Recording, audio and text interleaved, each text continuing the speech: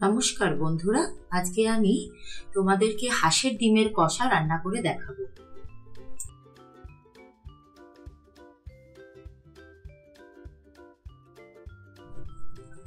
আচ্ছা, পেঁয়াজ আর মটরশুঁটি বাদ দিয়ে বাকি যে উপকরণগুলো আছে, রসুন, আদা, কাঁচা লঙ্কা, এগুলো তোমরা একটা মিক্সার জারে পেস্ট করে নেবে। তারপর সিদ্ধ করা ডিম আর আলুর মধ্যে নুন আর হলুদটা দিয়ে ভালো করে তাকে ভেজে নেবে। আমি হলুদটা দেখাতে মিস করে গেছি, ওটা একটু তোমরা অ্যাড করে নেবে।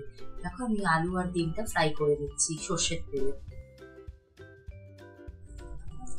আচ্ছা, আলু আর ডিমটা ভালো করে ভাজা হয়ে যাওয়ার পর যখন একটু লাল লাল হয়ে যাবে তখন আমি এগুলোকে তুলে নিচ্ছি।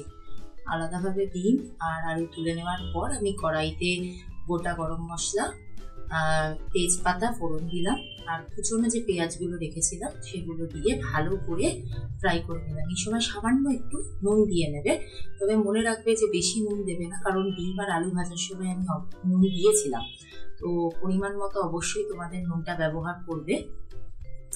এখন খুব ভালো করে পেঁয়াজটা ফ্রাই হয়ে যাওয়ার পর যে বাটা মশলাটা আমি রেখেছিলাম সেইটা আমি তেলে দিয়ে দিলাম। এবার আমি ভালো করে ওটা কষাতে থাকবো।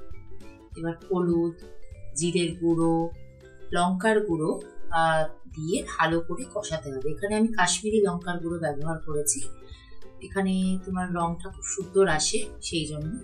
আর মশলা ধোয়া যে জলটা সামান্য পরিমাণে দিয়ে আমি এবার মশলাটাকে কষাতে থাকছি।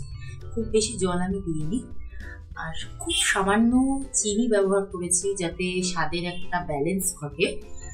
তোমরা যদি না চাও নাও দিতে পারো, কোনো অসুবিধা নেই। এরপর মশলাটা ভালো করে কষানো হয়ে গেলে আলু যে ভেজে রেখেছিলাম সেই ভাজা আলুগুলোকে আমি দিয়ে ভালো করে মশলাটা কষাবো। এবার দেখো, আমি অল্প অল্প করে গরম জল দিয়ে মশলাটাকে কষিয়ে ঢাকা দিয়ে আমি এটা রান্না করবো।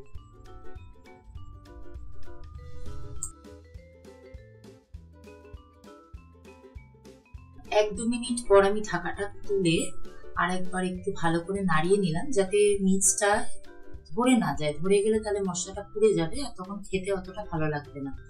আর একটু কষানো হয়ে গেলে আমি মটরশুঁটিগুলো দিয়ে দিলাম, দিয়ে আবারও একটু কষালাম।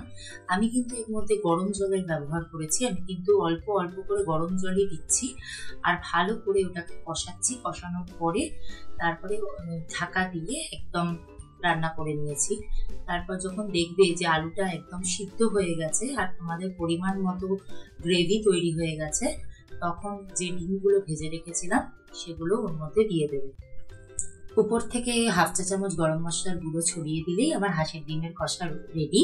খুব ভালো লাগবে গরম ভাত, রুটি, পরোটার সাথে। আমার চ্যানেলে আরো অনেক রেসিপি আছে, একটু দেখো, তোমরা ফলো করো এবং শেয়ার করো, কমেন্ট করো। থ্যাংক ইউ বন্ধুরা।